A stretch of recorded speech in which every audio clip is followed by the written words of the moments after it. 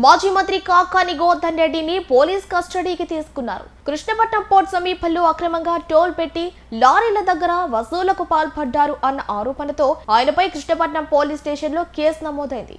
ఈ కేసు విచారణకు అనుమతి ఇవ్వాలని పోలీసులు కోరటంతో కోర్టు 2 రోజుల పాటు పోలీస్ కస్టడీకి అనుమతి ఇచ్చింది. దీంతో పోలీస్ కస్టడీకి ఇవాళ రేపు కోర్టు అనుమతి ఇచ్చింది. ఈ నేపథ్యంలో కాకాని గోవర్ధన్ రెడ్డిని పోలీసులు పోలీస్ కస్టడీకి తీసుకుని నెల్లూరు సెంట్రల్ జైలు నుంచి పక్కనే ఉన్న పోలీస్ శిక్షణ కేంద్రానికి తరలించారు. కృష్ణపట్నం కేసులో కాకానిని విచారణ చేపట్టనున్నారు. ఈ కేసులో ఇప్పటికే పలువురు నిందితులుగా ఉన్నారు.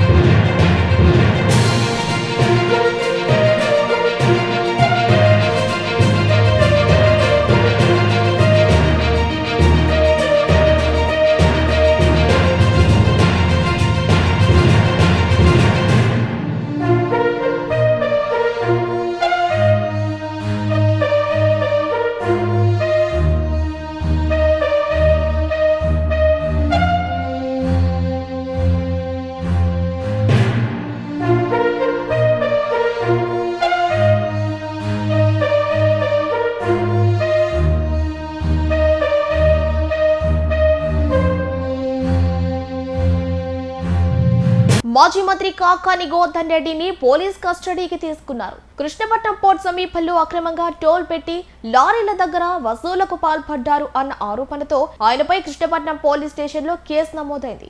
ఈ కేసు విచారణకు అనుమతి ఇవ్వాలని పోలీసులు కోరటంతో కోర్టు 2 రోజుల పాటు పోలీస్ కస్టడీకి అనుమతి ఇచ్చింది. దీంతో పోలీస్ కస్టడీకి ఇవాళ రేపు కోర్టు అనుమతి ఇచ్చింది.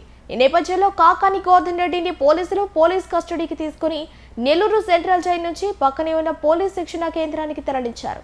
కృష్ణపట్నం కేసులో కాకానిని విచారణ చేపట్టనున్నారు. ఈ కేసులో ఇప్పటికే పలువురు నిందితులుగా ఉన్నారు.